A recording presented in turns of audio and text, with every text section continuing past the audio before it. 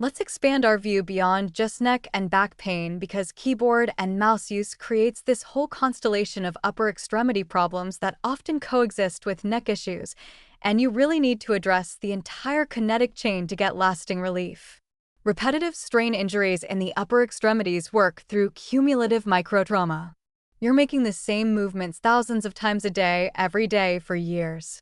Each individual keystroke or mouse click isn't harmful, but the cumulative effect creates tissue damage that builds up faster than your body can repair it. Add in static muscle loading from sustained postures, your hand hovering over the mouse, your shoulders held in position, and you've got a recipe for chronic problems. The specific conditions we see are varied. Carpal tunnel syndrome from compression of the median nerve at the wrist is probably the most well-known. You get numbness and tingling in your thumb, index, and middle fingers, weakness in grip strength. Lateral epicondylitis, that's tennis elbow, happens from mouse overuse, particularly with poor wrist positioning. Thoracic outlet syndrome occurs when the shoulder position compresses nerves and blood vessels between your neck and shoulder, causing arm pain and numbness that people often mistake for carpal tunnel. The ergonomic solutions exist, but they require investment and adaptation time. Split keyboards reduce ulnar deviation. That's the angle at your wrist when your hands turn inward on a standard keyboard. Vertical mice keep your forearm in a more neutral position rather than pronated flat on the desk. Trackballs and trackpads can reduce the repetitive motion compared to traditional mice. But here's the thing. Each of these alternatives has a learning curve, and productivity drops initially while you adapt, which makes people resistant to change. Typing technique matters more than most people realize. Touch typing keeps your wrists in better positions than hunt and peck typing. Your wrists shouldn't be resting on the desk edge. That creates compression on the carpal tunnel. Learning keyboard shortcuts reduces mouse dependency, which can prevent mouse-related injuries.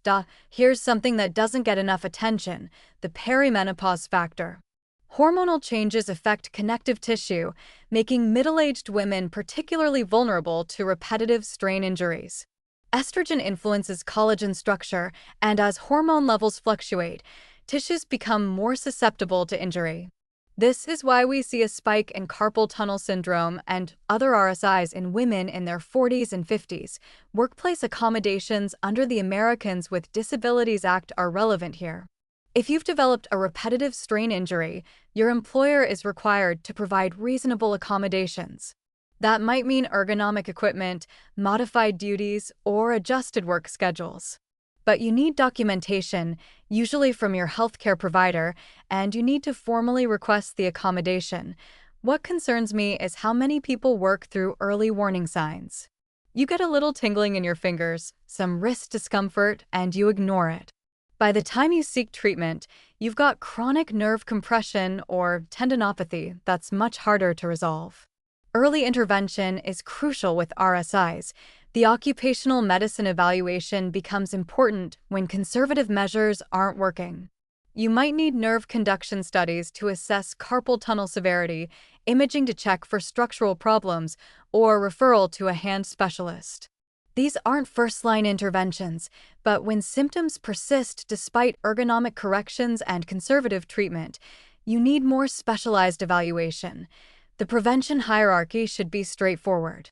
Optimize your workstation setup, use proper technique, take regular breaks, and address early symptoms immediately. But the reality is most people don't do any of this until they're already injured, and then recovery is longer and more difficult than prevention would have been.